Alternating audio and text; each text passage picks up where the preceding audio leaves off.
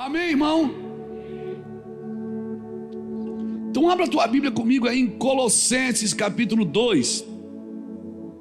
O texto é grande. Colossenses capítulo 2. Mas eu quero ler.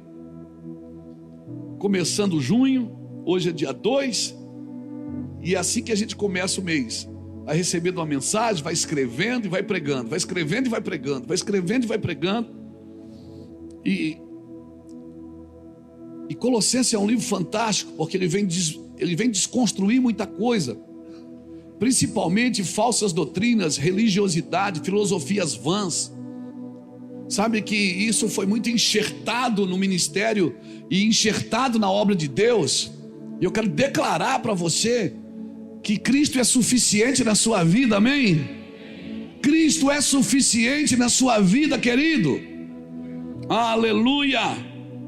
Glória a Jesus. Paulo diz assim no capítulo 2 e o versículo 4. Eu vou ler o versículo primeiro, porque é bom. Gostaria, pois, que soubesseis quão grande luta venho mantendo por vós, pelos laodicenses, e por quanto não me viram face a face, para que o coração deles seja confortado e vinculado juntamente em amor, e eles tenham toda a riqueza da forte convicção do entendimento, para compreenderem plenamente o mistério de Deus, Cristo. Quem é o mistério de Deus? Cristo. E quem todos os tesouros da sabedoria e do conhecimento estão ocultos. Agora aqui que eu queria começar. Assim digo, para que ninguém vos engane com raciocínios, com falazes, pois embora ausente quanto ao corpo, contudo em espírito estou convosco, alegrando-me e verificando a vossa boa ordem e firmeza da vossa fé em Cristo. Ora, como recebeste Cristo Jesus o Senhor, assim andai nele, radicados e edificados e confirmados na fé, tal como foste instruído, crescendo em ações de graças.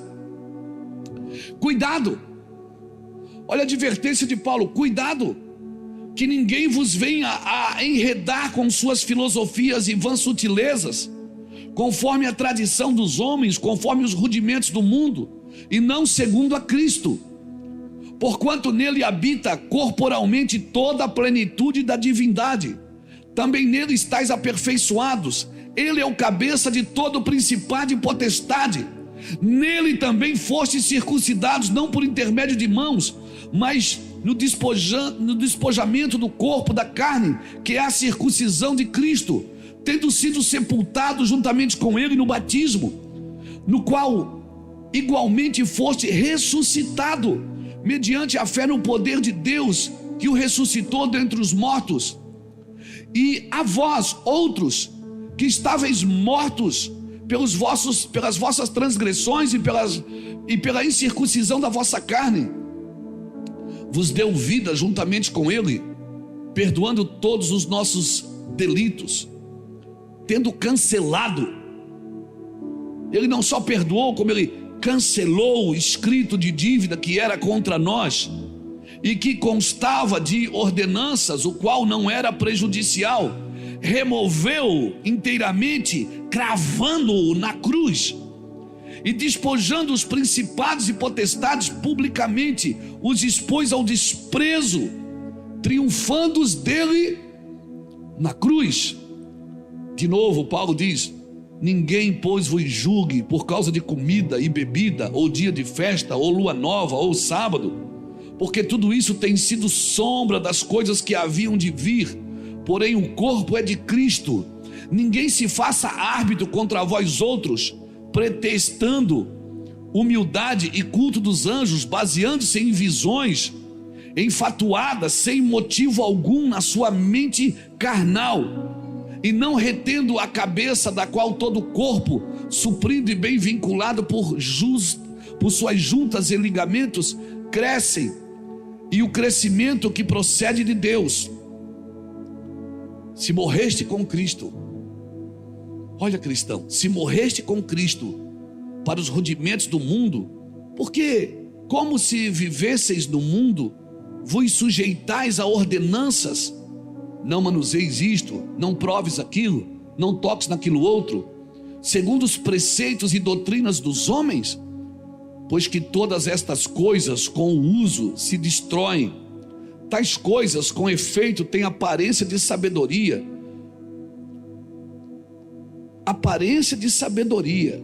como o culto de si mesmo, e de falsa humildade, e de rigor ascético. Todavia não tem valor algum contra a sensualidade. Algumas traduções dizem contra a mortificação da carne. Meu Deus, aqui tá bom. Acabou, né? Acabou o capítulo 2. Nós lemos todo. Irmãos, Colossenses é fantástico. Eu gostaria de receitar Colossenses para você ler em casa, principalmente o capítulo 2 e o capítulo 3. Paulo está tentando acordar a igreja e dizer para ela: vocês estão presos em filosofias, em ordenâncias, vocês seguem a Deus com regras, e vocês criam essas regras não só para vocês, vocês criam essas regras para os outros. Irmãos, isso é uma distração. Amém? Obrigado, Senhor, por essa palavra. Nós nos colocamos debaixo dela e pedimos sabedoria do Senhor para que o Senhor nos conduza nessa palavra, debaixo da tua glória, em nome de Jesus. Amém? Graças a Deus. Irmãos, cuidado com as distrações das trevas. Você viu aqui que tem por desculpa filosofias vãs sutilezas, que tem cara de piedade, mas não é piedade, que tem cara de sabedoria, mas não é sabedoria, baseado nas regras, que serve a Deus mais com medo do diabo do que amor a Jesus Cristo. Sabe, cuidado com as distrações das trevas. E sabe o que eu tenho visto nesses dias? É que essa distração está sendo usada pelos crentes e tem contribuído para que a igreja seja desviada do propósito. Parece que a gente pega um assunto e leva para a internet, e os crentes ficam tudo se mordendo, se discutindo, se gladiando na internet, e esquecem de Cristo, esquecem do amor de Cristo, esquecem da mensagem áurea da igreja, esquecem do propósito da igreja na internet, na escola, na igreja, na empresa, em qualquer lugar que a igreja entra. Ela não tem que perder tempo com briga de rua. Isso é briga de rua, irmão. Amém? A nossa briga, ela está marcado o horário, ela tem as armas adequadas, ela tem a forma adequada. Irmão, dizer a esta geração que tem um propósito eterno tem sido difícil. Por quê? Porque é uma geração que vive de momento, de confusão momentânea. Acontece uma coisa, no outro dia está todo mundo discutindo na internet. E o pior, você tem que escolher um lado, você tem que ficar num lado. Hoje o lado mais comum é da direita e da esquerda. Qual lado que você é? Eu sou de cima, irmão. Eu quero salvar os dois lados. É claro que por causa da família, por causa da comunhão, a gente comunga com um lado melhor do que o outro. Mas nós queremos salvar os dois lados. Eu fico imaginando, as coisas acontecem, se acontece um problema, se acontece um caos, como diz aqui no sul, se acontece um crime, se acontece uma reportagem, as pessoas ficam discutindo, crente perdendo tempo com discussões tolas,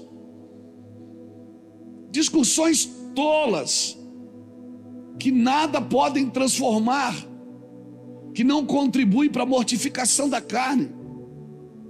Então dizer para uma geração que vive de momento que o propósito é eterno é muito difícil, Saulo, porque as pessoas não se preparam para a eternidade. Nós, como igreja, estamos sendo preparados para a eternidade. Não é só para o momento, irmãos. Você está entendendo? Você está aqui comigo? Está aqui, não está? Fica aqui, fica ligado.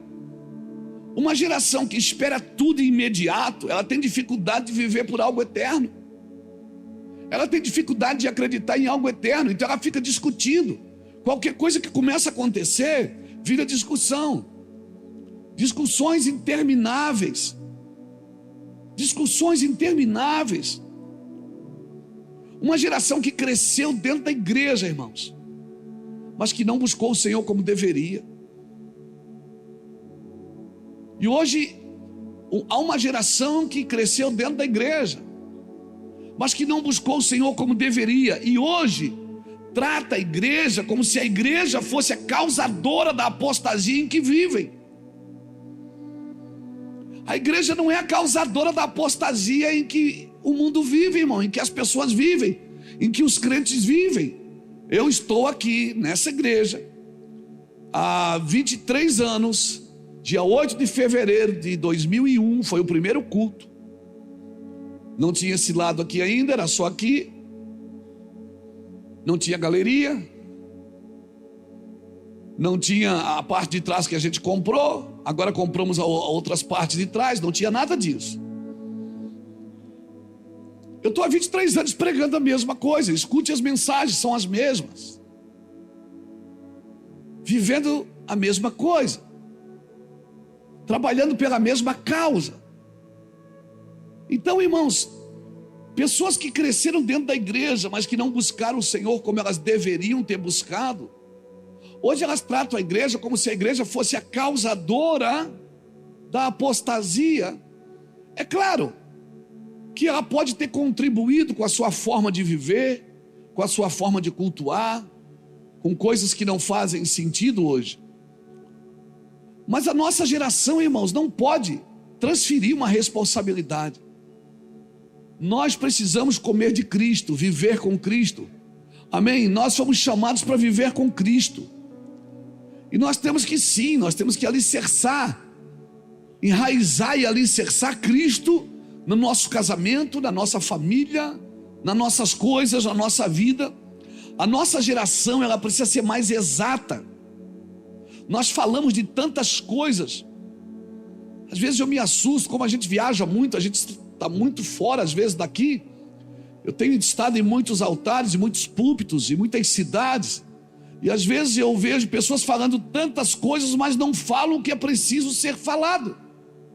E se uma geração perder a noção do que é óbvio, ela vai perder a noção do evangelho. O evangelho é algo óbvio, irmãos. E o óbvio precisa ser dito. Cristo ainda é a ressurreição. Cristo ainda é a vida. Amém? Amém, irmãos? E é interessante, eu estava lendo hoje Romanos capítulo 2, o versículo 1, Romanos capítulo 2, do versículo 1 ao versículo 6, eu até escrevi aqui, está assim. Olha o que diz na versão transformadora. Talvez você pense que pode condenar esses indivíduos, porque se você ler o capítulo 1 de Romanos, você vai ver Deus falando, né, de homens que adoraram a criatura em vez de adorar o Criador. E ele fala que esses homens foram entregues às suas paixões infames, homem com homem, mulher com mulher, está na Bíblia. Só que daí você lê aquilo, você diz, está aqui na Bíblia. Aí no capítulo 2 Deus diz, mas você que fica falando dessas pessoas, olha o que ele diz. Talvez você pense que você pode condenar esses indivíduos, mas é igual a eles e não tem desculpa. Quando diz que eles deveriam ser castigados, condena a si mesmo, porque você que julga os outros pratica as mesmas coisas. E sabemos que Deus, em sua justiça, castigará todos os que praticam tais coisas. Uma vez que você julga os outros por fazerem essas coisas, o que leva você a pensar que evitará o julgamento de Deus ao agir da mesma forma? Não percebe? Olha isso, irmãos. Não percebe, eu estou lendo o capítulo 2 de Romanos, do versículo 1 ao 6. Não percebe quanto ele é bondoso, tolerante e paciente com você? Sabe o que Paulo está dizendo? Deus foi tão paciente com você, tão amoroso para te salvar, e agora você fica criando caminhos para os outros que nem você foi salvo por eles. É isso que Paulo está tentando me dizer. Você não percebe que Deus é bondoso? que Deus é carinhoso, é paciente, é tolerante, não vê que essas manifestações da bondade de Deus visam levá-los ao arrependimento? Deus está dizendo o seguinte: sabe o que eu estou fazendo? Eu queria que eles se arrependessem, mas por causa da tua ira, eles não se arrependem. É isso que eu quero falar nessa noite. Arrependimento pela ira não transforma a vida de ninguém. O arrependimento tem que ser pelo amor. Mas por causa do seu coração rebelde, você se recusa a abandonar o pecado, acumulando ira sobre si mesmo. Pois o dia da ira se aproxima, quando o justo juiz de Deus se revelará. Ele julgará a cada um de acordo com os seus atos. O que é que eu aprendo aqui, Paulo? Eu aprendo aqui que nós queremos que as pessoas se arrependam, mas um arrependimento causado pela nossa ira, não pelo nosso amor. Então eu não posso ser um pregador: eu estou irado contra o pecado. Não é a tua ira que salva as pessoas, é o teu amor que constrange. Pegou? Você está pegando? É isso que Paulo está tentando dizer para os colossenses. Ele diz: vocês criaram tantas regras, filosofias vãs, sutilezas, que agora eu quero salvar as pessoas através de vocês, eu não consigo. Em outras palavras, vocês ficaram muito religiosos e muito chato. Na linguagem Luiz Herminiana, vocês ficaram muito religiosos e muito chato. Você que decide quem toma ceia, quem não toma, você que escolhe quem senta e quem não senta, você que decide. Não, não é você que decide, meu irmão. O Senhor está dizendo: Cristo é suficiente. Amém? E Deus quer selar o coração de cada cristão com muito amor, com muita sabedoria. E quando você abraçar alguém, amar alguém, certamente essa pessoa vai ser constrangida por amor, não por ira. Nós queremos que as pessoas se arrependam, mas um arrependimento pela nossa ira, não pelo amor. Arrependimento gerado pela ira não transforma pessoas. Por isso que o amor tudo sofre, tudo crê, tudo suporta, mas ele jamais acaba. Só uma pessoa amada, irmãos, ela pode se arrepender. Como é que é, pastor? Só. Você lembra do filho pródigo? O cara pegou o dinheiro do pai e disse: pai, eu quero a minha herança. O pai dividiu. Ele foi, gastou tudo. Quase quebrou o pai. Foi lá, gastou tudo. Tentou comer com os porcos, não conseguiu. Até os porcos não queriam ele no curral. Aí a Bíblia diz que ele caiu em... E quando ele caiu em si, ele lembrou de quem? Por que ele lembrou do pai? Porque ele foi amado por aquele pai.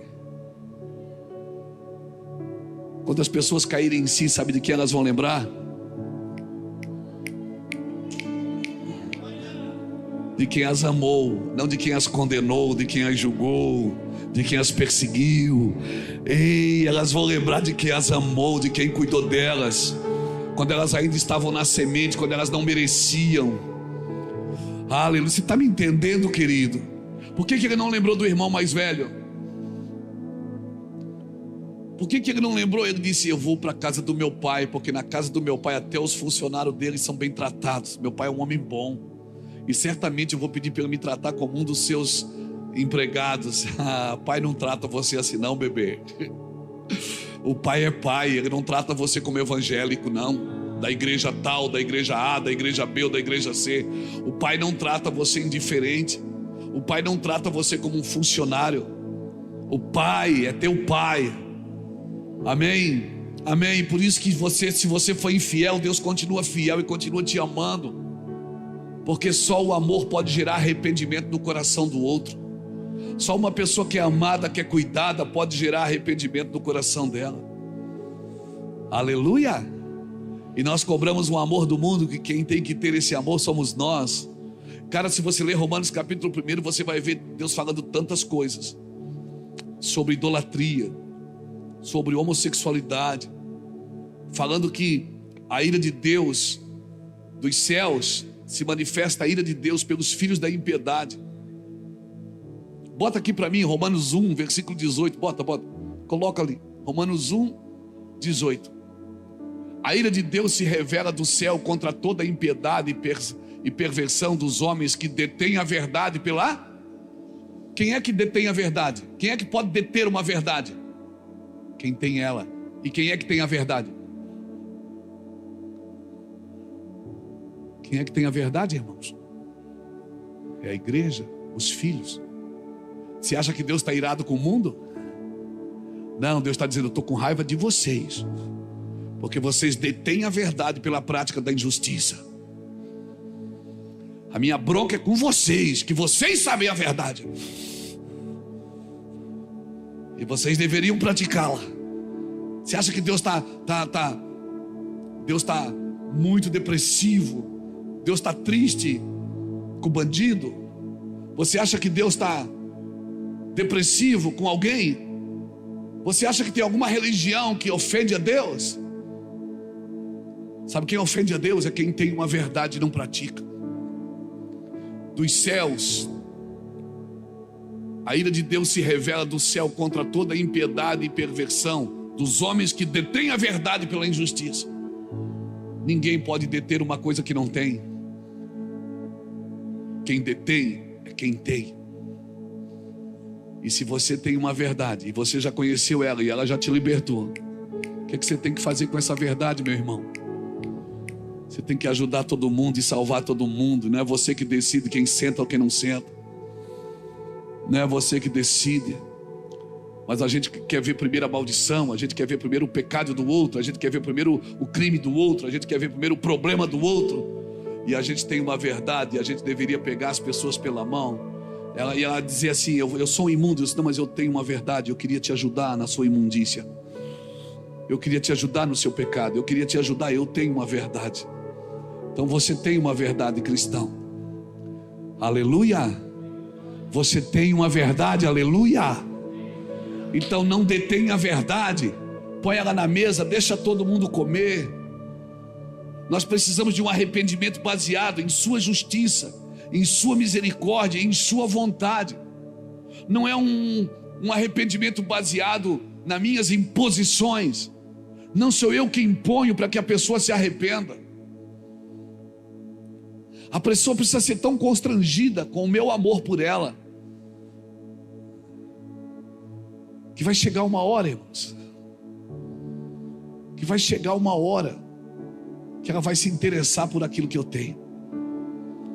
Eu me lembro, irmãos, assim que a gente converteu, a gente ia na casa dos parentes, nas festas da família, e eles lá bebendo, fumando e contando história e arregaçando todo mundo, falando mal e tal. E a gente chegava, eles riam da gente. Tinha uma festa, uma vez eu fui numa festa da nossa família, eles pegavam assim, enchiam o copo de bebida. Bebe aí, Luiz. Vai dizer que você não bebe. Deus bebe, Jesus bebia vinho, por que você não pode beber? Eu disse: não, eu não. Bebe aí. E ficava brincando. Irmão, à medida que eu fui andando em Deus, sabe? Chegou um tempo que eu ia nas festas e tinham vergonha de mim. A gente entrava, eles ficavam apavorados. E todo mundo bêbado na festa dizia para mim: ô Luiz, ora pelo alimento. Eu digo: oro.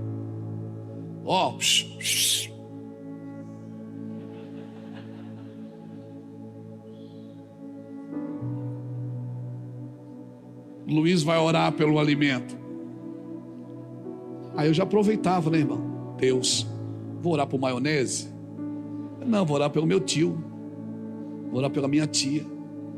Eu comecei a orar: Deus, toca essa casa.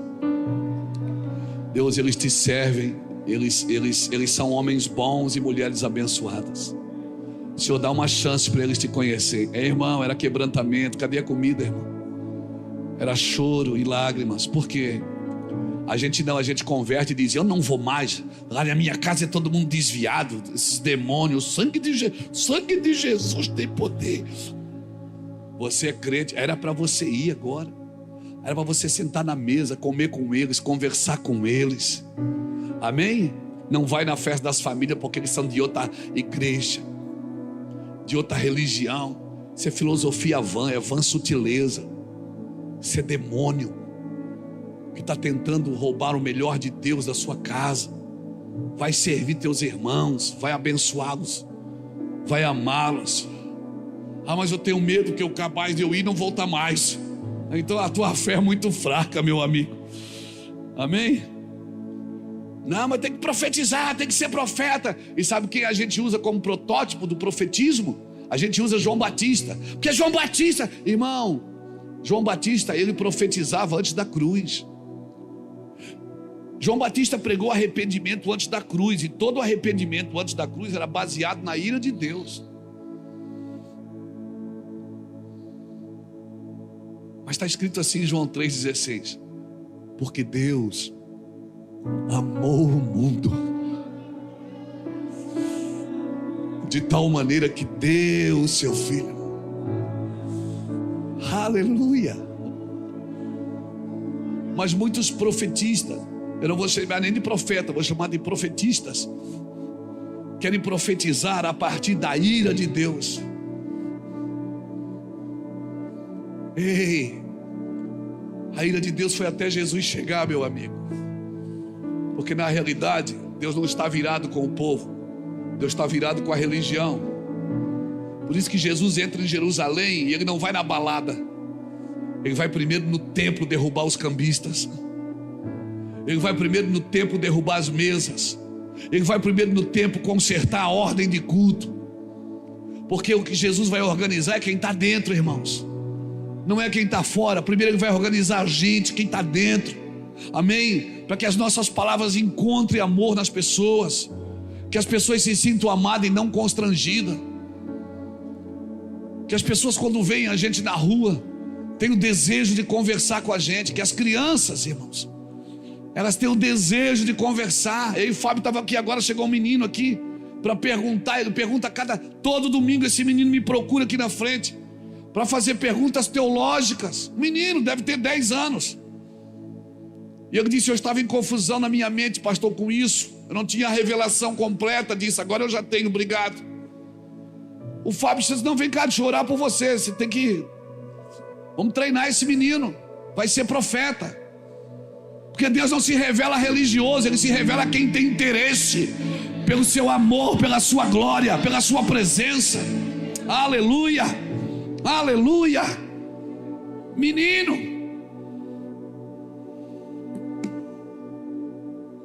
depois da cruz, irmãos, o arrependimento, ele é por amor. Eu e você precisamos desarmar. Nós somos cristãos armados ainda, armados com a nossa religião evangélica. Eu sei, irmão, eu sei que avivamento, que arrependimento precisa estar firmado na confissão de pecado, na obra completa da cruz, na supremacia de Cristo. Eu sei disso, irmão, não sou ignorante. Eu sei que sem Cristo nada podeis fazer, mas nós precisamos representar isso melhor. Nós precisamos deixar a mesa posta e a gente precisa ter interesse disso, irmãos. As pessoas que nos ouvem como cristãos, elas precisam ter fome e sede de justiça. As pessoas, elas precisam ouvir a gente e querer isso, irmãos. A gente não pode cobrar. Isso aqui não é um pedágio. A igreja não é um pedágio. A igreja não é um pedágio. Nós paramos na confissão de pecado. Oh, meu Deus. A gente quer impor. Você tem que fazer. Você não tem, irmãos. Não tem. As pessoas têm que ver você praticando algo por amor. Amém?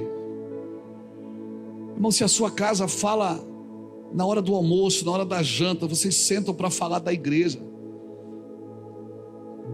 certamente seus filhos nunca vão querer vir à igreja. Mas se você sentar, abrir a Bíblia para falar de Cristo, seus filhos vão querer servir a Cristo. Não terceirize para o Estado, não terceirize para as escolas, para o professor a doutrina para os seus filhos. É você quem faz, irmão. Essas coisas elas não têm nenhuma afinidade com a ressurreição de Cristo. Cristo ressurgiu dos mortos, irmãos. Deixou uma incumbência para mim e para você. Amém. Preguem, ide por todo mundo, falem, vivam isso, queimem, deixe as pessoas quererem, e certamente as pessoas vão querer. Mas parece que eu venho servir a Deus e parece que Deus me deve alguma coisa, parece que Deus está sempre me devendo algo. Irmãos, mas eu estou fazendo tudo certo. Às vezes não é o certo que eu tenho que fazer, é o exato, porque o certo é diferente do exato. Eu tenho aprendido que pecado é toda coisa boa que não tem Cristo. A santidade do Senhor, ela está firmada na pureza, e nós não podemos perder essa medida. Então Paulo, quando ele fala aos Colossenses, ele está dizendo: deixa tudo que não é Cristo. Se você deixar tudo que não é Cristo, irmão, vai ficar mais fácil de você saber o que é Cristo. Porque antes, quando Paulo vai ensinar sobre o reino de Deus, antes de dizer o que é reino, ele diz o que não é. Ele diz: o reino não é comida nem bebida, mas é justiça, paz e alegria no Espírito Santo. Então pergunte a você mesmo, como família, como cidadão, o que estamos fazendo que não é segundo a Cristo? Porque o que estamos fazendo que não é segundo a Cristo não tem nada contra, não tem nenhum julgamento, nenhuma sentença contra a carne. Evangelho, querido, é para viver na íntegra. Não é só para ouvir uma palavra. Vou lá para ouvir uma palavra para a minha semana ficar mais leve. Não, Deus não quer deixar você leve. Deus quer carregar você de responsabilidades. Por isso que Ele te chamou, por isso que Ele te deu, por isso que Ele te levantou. Deus quer carregar você de responsabilidades. Amém? Amém, Rose? Nessa cadeira de roda você pode fazer alguma coisa por alguém. Aleluia, porque a bondade, irmãos, ela está em você. A generosidade está em você. Nós estamos fazendo igreja sem Cristo. Então, nós não temos que viver, ou melhor, nós não temos que nos arrepender para viver bem.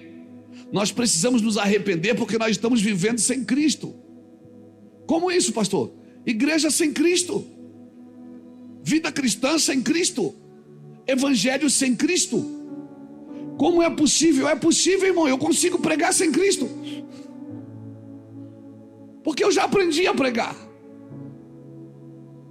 Eu posso abrir o texto e escrever algumas filosofias, algumas frases de efeito, e eu consigo pregar sem Cristo.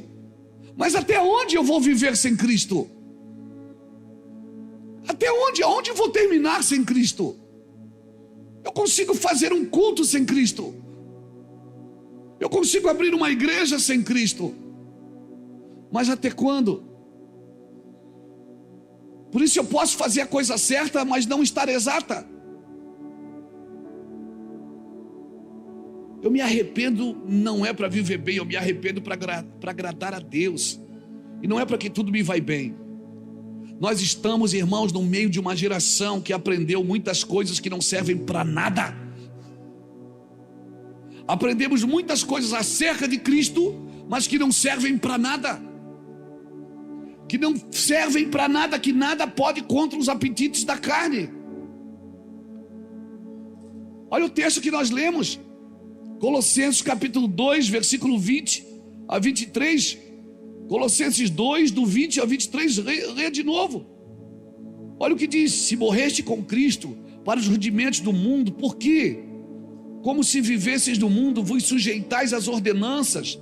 Não manuseis isso, não prove aquilo, não toque naquilo outro, segundo os preceitos e doutrinas dos homens, pois que todas estas coisas com o uso se destroem. Tais coisas, com efeito, têm aparência de sabedoria, como o culto de si mesmo, e de falsa humildade, e de rigor ascético. Todavia não tem valor algum contra as apetites da carne, ou contra a sensualidade. Não tem. O que que Paulo está tentando me dizer? Você criou muita coisa boa, você fez muita coisa certa, mas isso não vai transformar você numa nova criatura. O evangelho, irmãos, é para nos transformar numa nova criatura. Amém? numa nova criatura. Não é para melhorar o Adão caído, é para mim viver o Cristo crucificado. Por isso eu preciso analisar a minha vida e ser radical comigo. Mas eu sou radical com os outros e tolerante comigo. Eu faço o que eu quero e acho que não deixo ninguém se meter na minha vida. Mas com os outros eu sou radical. Eu acabo criando atalhos para mim e dificultando o caminho para os outros. Nós conseguimos fazer igreja sem Cristo. Que evangelho nós estamos aprendendo? Por quê? Porque se você ouve o evangelho e você não tem desejo pela cruz, você não tem desejo pelo Cristo vivo, pela ressurreição, pela eternidade, irmãos, o nosso evangelho não está causando efeito. Você está ouvindo isso do pastor da igreja. E eu sei que mensagens como essa é muito difícil até de falar. Por isso que eu prefiro quando é eu mesmo que falo. Por quê? Porque nós precisamos viver um evangelho. Porque se a gente aprender a ficar muito tempo na igreja sem transformação, a gente acostuma. E a gente acostuma. E a gente acostuma. E mais nenhuma palavra causa efeito em mim. Estou impermeável. Nenhuma palavra mais me causa confronto. Se eu passo um tempo no Senhor sem ser transformado, se eu não busco transformação, pastor, mas o que é que eu preciso ser transformado? Eu não sei. Cada um julga a si mesmo. Cada um sabe, e todos nós lutamos contra alguma coisa. Um com orgulho, o outro com a vaidade, o outro com apetite sexual, o outro com pornografia, o outro com vícios, o outro com ira. Todo mundo aqui luta com alguma coisa. Ninguém aqui está sem problemas.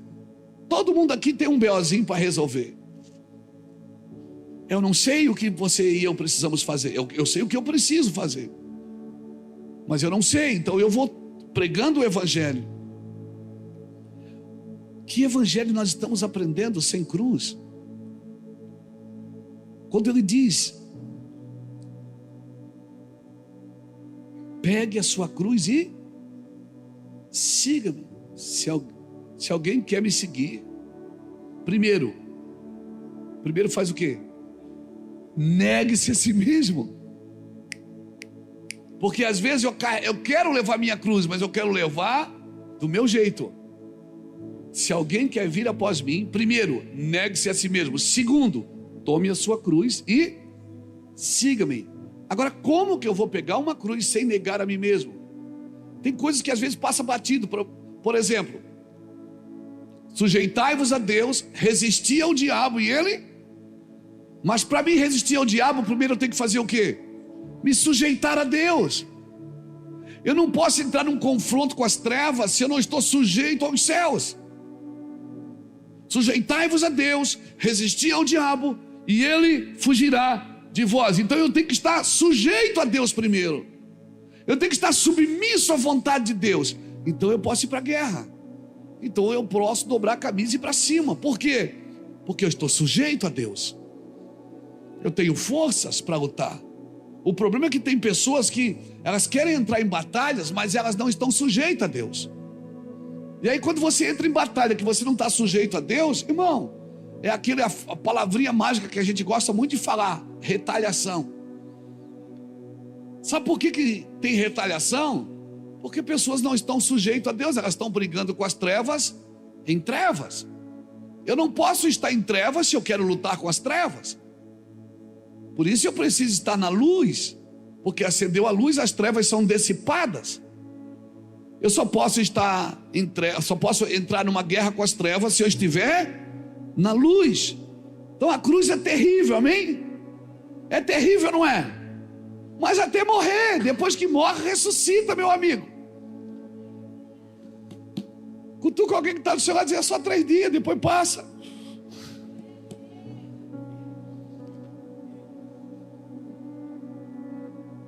Então quando você diz, escuta bem o pastor Luiz aqui, quando você diz para um crente que vem na igreja para ser abençoado, você diz: você tem que tomar a sua cruz.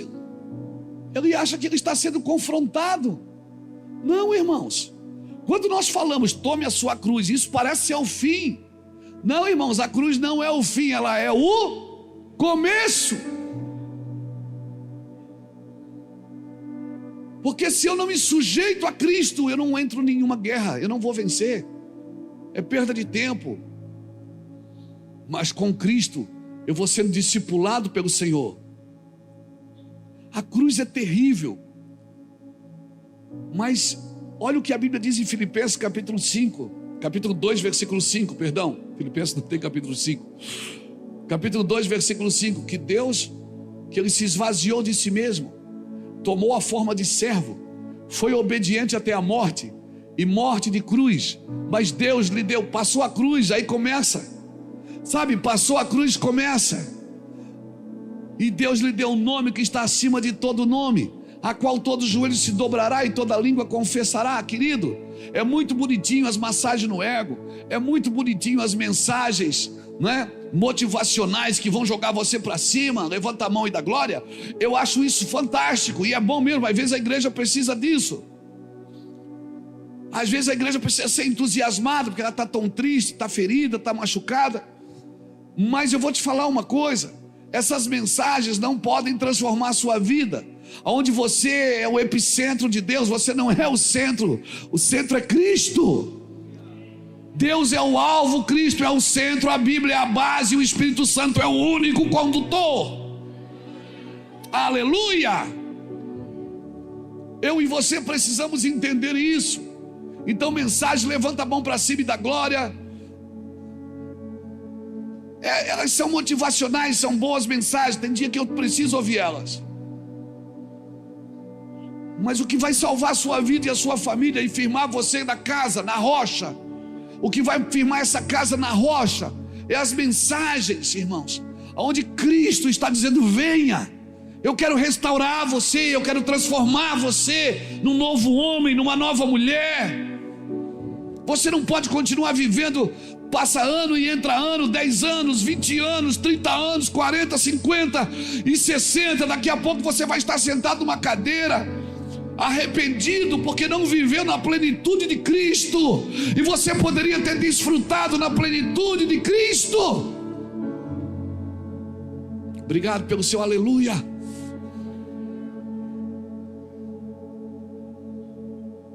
Então, querido, minha preocupação não é agora. O evangelho não é para livrar você do sofrimento presente, é para livrar você do sofrimento eterno.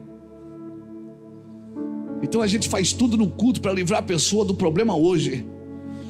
E Deus está dizendo: não, hoje ela precisa passar por isso, porque para onde eu quero levá-la, ela precisa superar algumas coisas. Oh, meu irmão, você está me entendendo, querido? Minha preocupação é só essa. A verdade de Deus. Há uma diferença entre o certo e o exato. Tem até 2 traduções para a palavra verdade. Me ajudem aí os teólogos de plantão. A Aletheia e a Faleia. É isso? Da palavra verdade. Que quer dizer o quê? Verdade moral e verdade exata de Deus. Então você pode estar fazendo uma verdade, mas não é a verdade exata de Deus. Não é a verdade moral de Deus. Não, mas é legal, mas não é moral. Tem coisas que são legais, mas não são morais. E Deus trabalha com a moral. Então são verdades exatas. Nós escutamos muitas coisas certas, mas não são exatas. Não são verdades moral, nem são verdades exatas de Deus. Porque é o único exato de Deus quem é? Quem é a imagem exata? Quem é o primogênito da criação? Quem é a manifestação exata do Deus vivo? Só Jesus. Então sem Jesus eu não vivo uma verdade exata. Eu conheço a verdade? Não, eu não conheço. Eu ouvi a verdade, mas eu não conheço. Eu conheço não é quando eu ouço e estudo. Eu conheço quando eu pratico.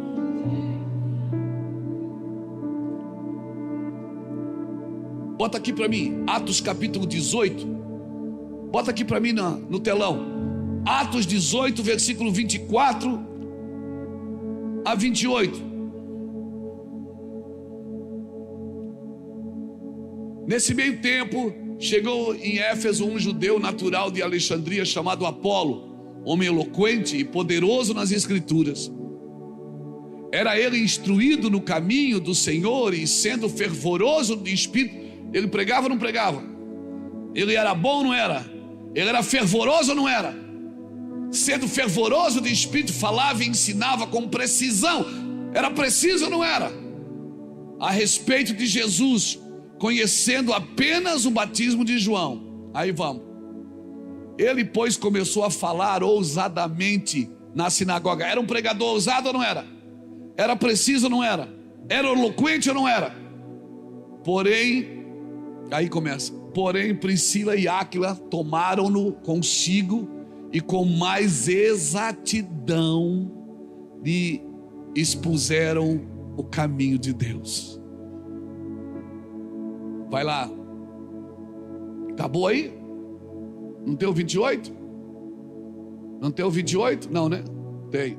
Porque com grande poder convencia publicamente os judeus, provando por meio das escrituras que o Cristo é Jesus. Irmão, Apolo, cara eloquente, pregador, sabe aquele cara bom de Bíblia, preciso. Mas ele teve que sentar com Áquila e Priscila, porque Áquila e Priscila disseram: você está falando tudo certo, mas não está exato. Deixa eu te dar uma exatidão aqui. Com mais exatidão começaram a ensinar a Apolo o caminho de Deus. Você está vendo a diferença de você conhecer uma verdade, mas não conhecer uma verdade exata? A verdade exata das escrituras é Cristo, irmãos. É Cristo. Apolo estava falando muitas coisas certas, era um homem instruído na palavra, mas precisou de um casal, Áquila e Priscila, para ajudar a tornar o certo em exato. É isso que Paulo está tentando fazer com os colossenses. Ele está dizendo: vocês pregam, vocês vivem, mas tem muita coisa no meio de vocês que não é Cristo. Então tira do meio de vocês tudo que não é Cristo. Para chegar à estatura de um varão perfeito, você tem que colocar Cristo aí. Amém? Amém? Se alguém quiser vir após mim, renuncie a si mesmo. Mateus 16, 24. Se alguém quiser vir após mim, renuncie a si mesmo, tome a sua cruz e siga-me, estando sobre pena de morte para seguir a Cristo. Entenda, ele não está dizendo se você quiser vir a mim, ele está dizendo: vinde após mim. Vem cá, Dudu.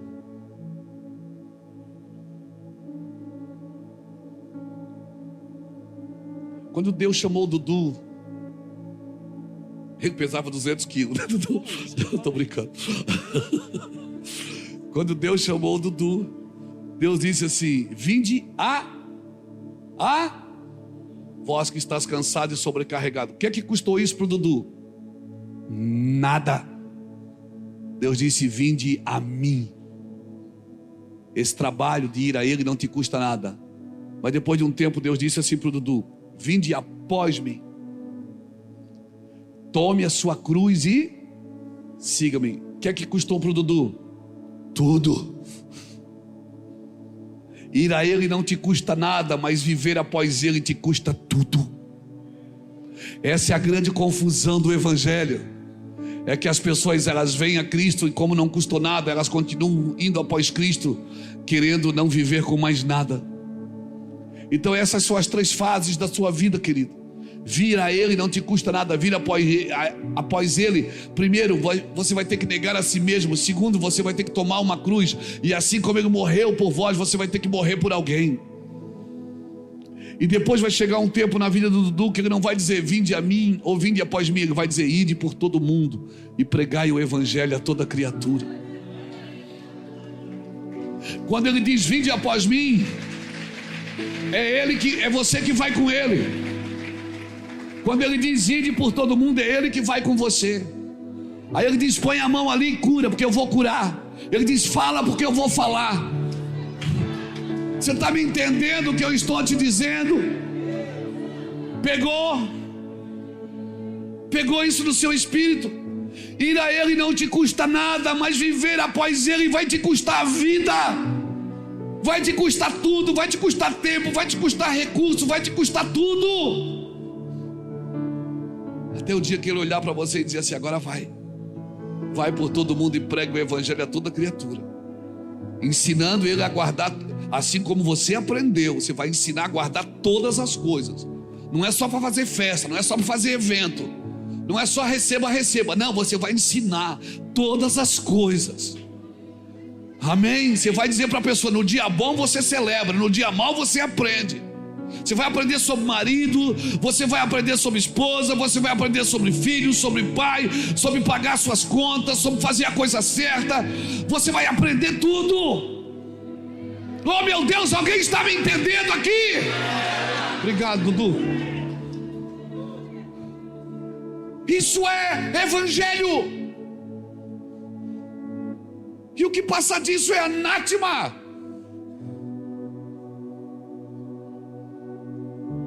Então chega de fazer festa para quem não está com fome. Do que adianta ter igrejas cheias de gente vazias, que não discernem a mão direita da esquerda, que bateu, levou. Não, o evangelho é diferente. Se alguém te convidar para ir uma milha, você vai ter que ir duas. Se alguém te ferir uma face, você vai dar outra. Se alguém te pedir a capa, você vai dar também a túnica. Aleluia, isso é evangelho, amigo. Aleluia.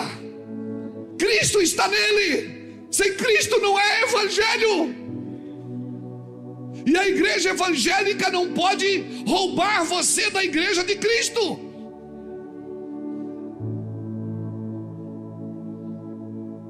Por isso a igreja evangélica não pode se distrair com coisas que não tem Cristo nelas.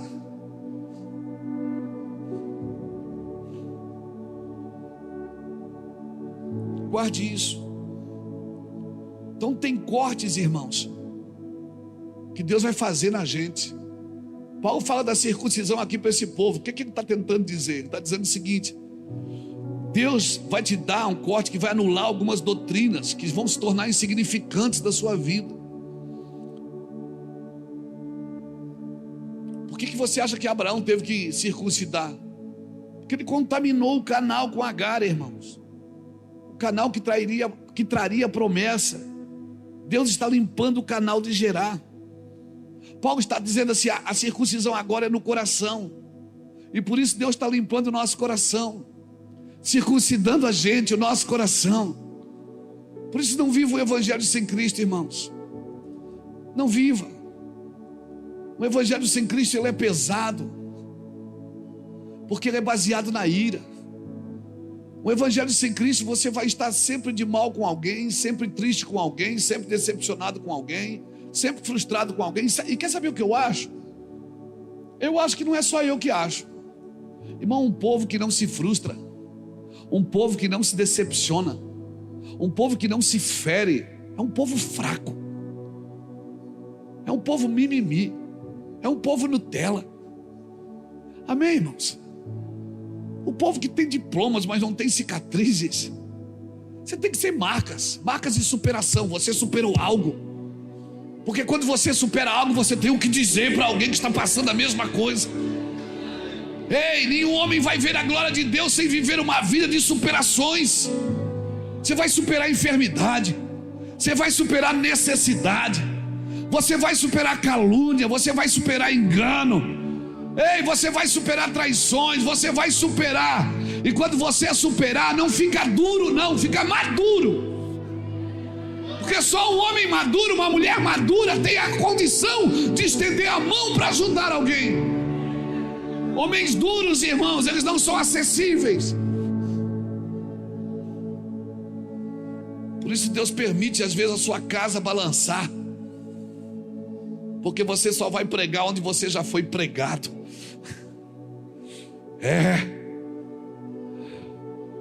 Quando alguém sentar com você, você vai dizer: eu sei o que é querer comer um cachorro quente e não ter dinheiro para comer um cachorro quente. Eu sei o que é isso, porque eu também já quis comer um cachorro quente e eu não tinha dinheiro para comer o cachorro quente. Mas Deus sempre prepara os seus anjos E coisa boa é estar na condição do anjo, não na condição de alguém que precisa dele. Por isso você precisa passar por algo que vai selar você, vai marcar você. Não fica criando coisas no evangelho, não fica criando, sabe, filosofias, não fica criando autoajuda. Ei, o evangelho não precisa de autoajuda, ele precisa de ajuda do alto. É isso que o evangelho precisa, ajuda do alto, não é autoajuda. Aleluia. A cruz, irmão, é a vara que floresceu sem estar plantada na terra, inaugurando um novo sacerdócio, sacerdócio de Cristo, o sumo sacerdote da ordem de Melquisedeque. Aleluia. Alguém está me entendendo aqui?